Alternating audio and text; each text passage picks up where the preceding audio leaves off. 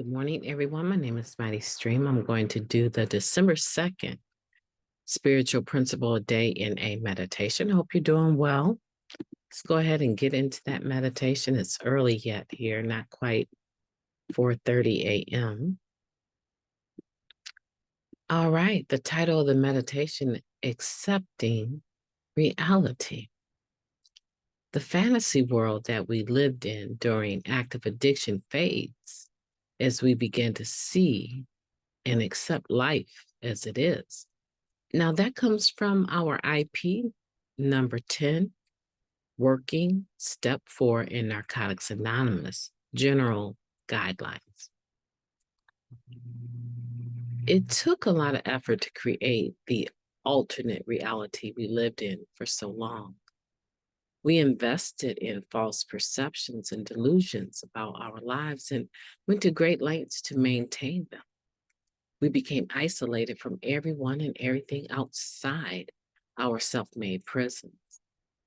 As one addict put it, my world has become so small. To live with that fact, I convinced myself that nothing outside my little sphere was relevant.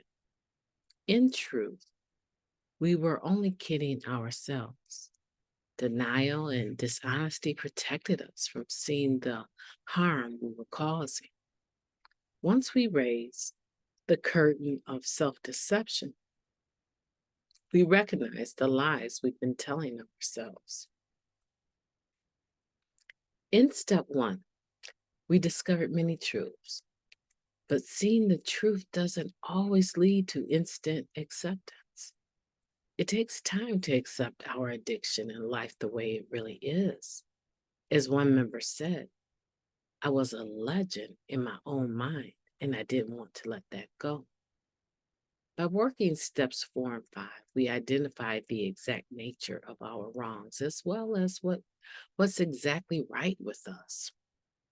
And as we stay clean, the fantasy world fades and we see ourselves and our lives more clearly. As we let go of the make-believe world we created, our real world expands. We don't have to cover up the shame and guilt created in active addiction with more plausible but untrue reasons for our behavior. Reality becomes a relief. I will be honest with myself and practice living in the moment. I'll let go of my unrealistic fantasies and delusions so I can gratefully accept all that this life has to offer today. Let's take a moment of silence, followed by the wee version of Serenity Prayer. Moment of silence now.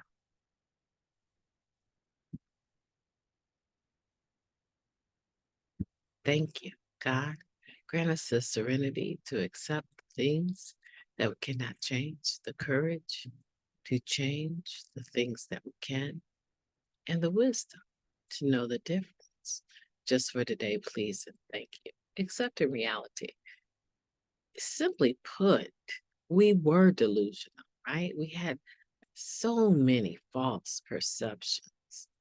And at some point in time, we probably believed that what we were experiencing in our perception was the way it really was, that it was reality.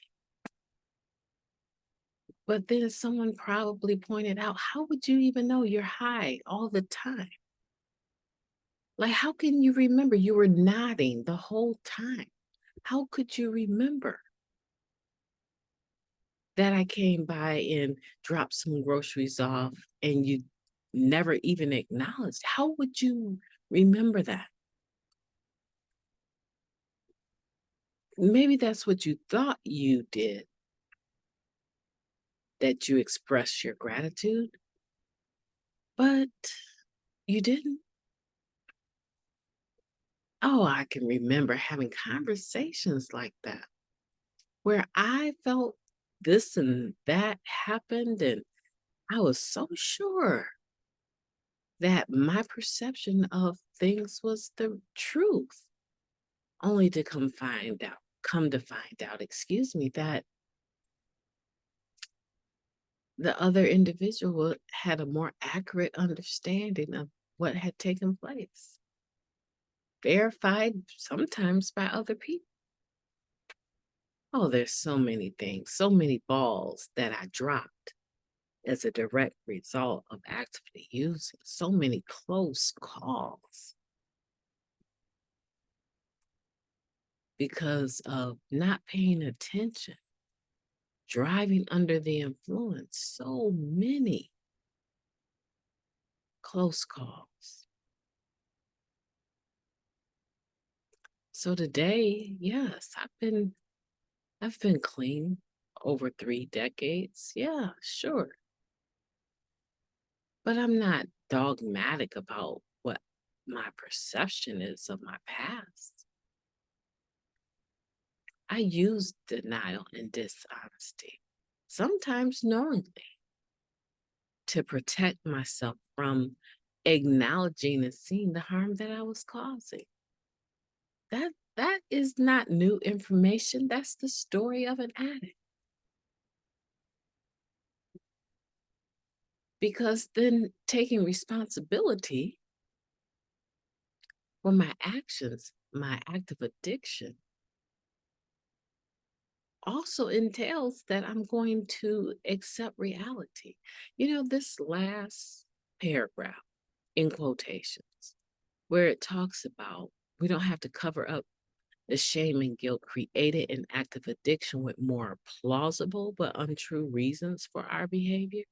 That's bullet number 9 from step 1 in the step working guidebook.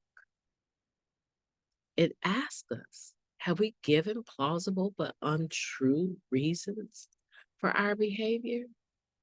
I don't know anyone that can actually say, no, I didn't do that. We all did it. If we were in active addiction, we all gave reasons for our behavior that could have been true, do sound fairly reasonable, but they weren't the truth. Today, we don't have to cover up anything about our past. We get to work step 4, listing our assets and our liabilities and our resentments, and with organizations, even. That was a huge one for me. How many people come out of prison with resentments with certain guards and just the system itself, the judicial system? So many people have plausible but untrue reasons for their behavior. Yeah, some things probably took place that you could be resentful with an organization over. But at the end of the day, if my act of addiction had not put me in the predicament where I needed to go to jail or prison or whatever, you could fill in the blanks. None of those organizations and institutions would have had the opportunity to even cause harm. Does it make what they did right? No, I'm not saying that. But I am saying that today we don't get to place blame. We don't. And we don't need to hold shame and guilt the way that we used to. We don't have to. There's a simple solution called Narcotics Anonymous that teaches us. You ever been given something that didn't have the user manual with it, and you had to research it, try to figure out? In some instances, maybe we even took the product back. Where's the manual? I don't know how to use this. Where's the manual? That little plastic bag that has that little tiny booklet in it that tells you what to do with what you just purchased. Narcotics Anonymous doesn't invite you to just become a member because you have a desire to stop using. It invites you, but it doesn't stop there. It gives us a manual, the basic text. It works how and why. Step working guide, living clean. Miracles happen.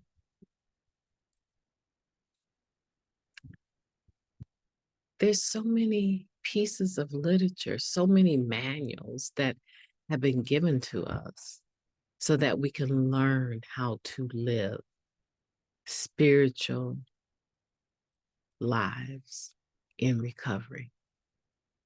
It doesn't just throw you into the water, not showing you how to swim. That's not Narcotics Anonymous. And so we have all the tools that we need. We just need to roll up our sleeves, accept reality, and move forward. My name is MightyStream. I've enjoyed talking to you today. Hope that you will have a beautiful day on purpose.